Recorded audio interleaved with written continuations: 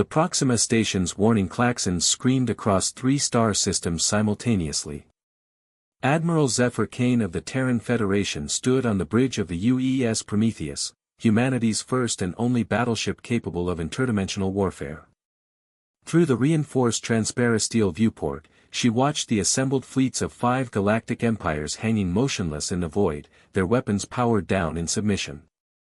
"Admiral," Communications Officer Chen reported, his voice tight with disbelief, "we're receiving surrender transmissions from all 5 Empire flagships. The Andromedans, the Vega Collective, the Centauri Hegemony, the Rigel Syndicate, and even the Draconian Empire." Kane's weathered face remained impassive. 3 years ago, these same empires had dismissed humanity as a primitive species confined to a single star system. They had imposed trade embargoes, territorial restrictions, and had collectively agreed that Earth would never be granted representation in the Galactic Council. The Draconians had gone so far as to establish mining operations on Mars without permission, claiming humanity lacked the technological sophistication to utilize their own solar system's resources effectively. That arrogance had been their fatal miscalculation. Dr. Elena Vasquez, the ship's chief science officer, approached from her station. "Admiral, the quantum entanglement drives are operating at 97% efficiency. We have enough stored energy to maintain our current position outside normal spacetime for another 72 hours. The Prometheus wasn't just a battleship, it was a testament to humanity's greatest strength, their ability to innovate when cornered. While other species had spent millennia perfecting variations of fusion drives and plasma weapons, humanity had taken a radically different approach. They had cracked the code of quantum mechanics in ways that defied conventional galactic science. The ship existed simultaneously in multiple dimensional phases, making it effectively untouchable by conventional weapons while allowing its exotic matter cannons to strike targets across vast distances instantaneously. Its quantum armor could redistribute kinetic energy across parallel dimensions, rendering most attacks harmless. But perhaps most terrifying of all was its ability to manipulate local spacetime, creating gravitational anomalies that could crush entire fleets or tear holes in reality itself. "Display the tactical readouts," Kane ordered. The holographic display materialized showing the 5 Imperial fleets arranged in a defensive formation around Proxima Centauri. The Andromedan crystalline ships, each the size of a small moon, pulsed with bioluminescent patterns that typically indicated aggressive posturing. Now, those same patterns flickered in the universal signal of surrender. The Vega Collective's mechanical constructs, normally bristling with energy weapons, had retracted their armaments entirely. Even the infamous Draconian war pyramids, vessels that had conquered 17 civilizations, hung powerless with their shield generators offline. "Incoming priority transmission from the Draconian flagship Sovereign's Wrath," Chen announced. "It's Emperor Malthus himself." The viewscreen shimmered, revealing the imposing figure of the Draconian Emperor.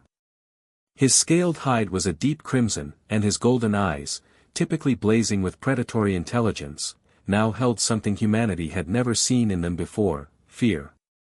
Admiral Kane of the Terran Federation, Malthus's voice carried the weight of authority that had commanded respect across the galaxy for 3 centuries. "I speak not only for the Draconian Empire, but as acting representative of the Galactic Alliance. We wish to negotiate." Kane allowed herself a small smile. "Emperor Malthus. 3 standard years ago, you told the Galactic Council that humanity was too primitive to understand the complexities of interstellar politics. You suggested we be classified as a protected species, confined to our home system for our own good." The Emperor's throat sacs inflated, a draconian gesture of extreme discomfort. "We may have underestimated your species' potential." "Underestimated?" Kane's voice carried across the bridge with quiet authority.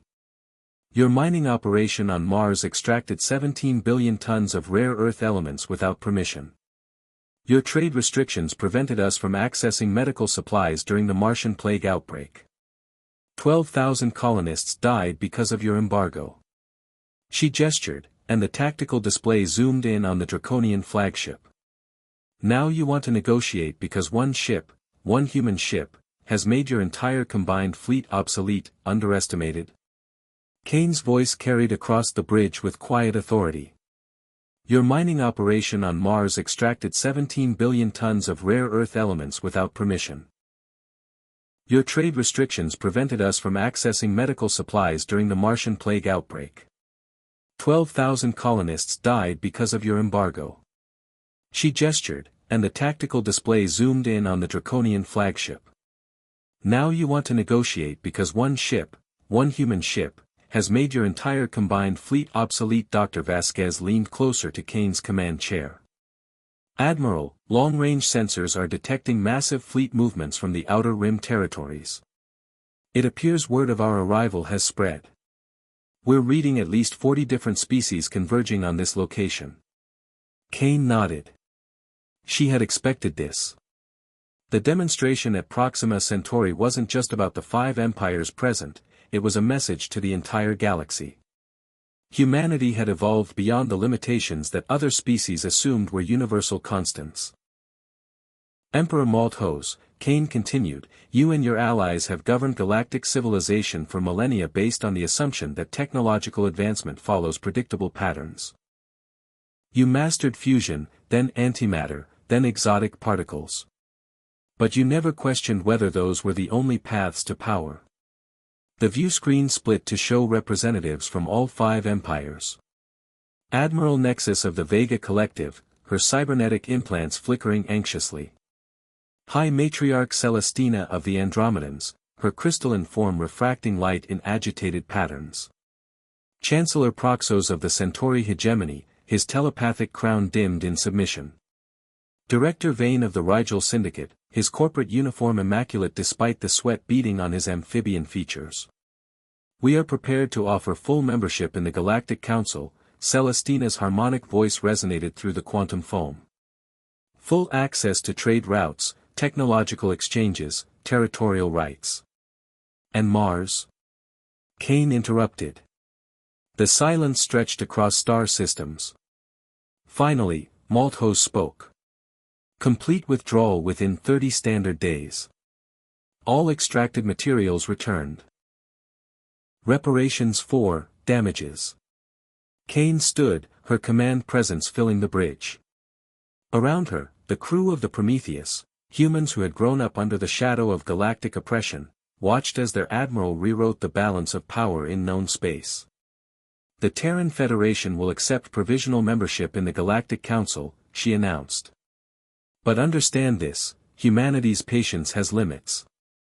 We've spent 3 years developing the technology that makes your weapons obsolete. Don't force us to spend 3 more developing something that makes your civilizations obsolete.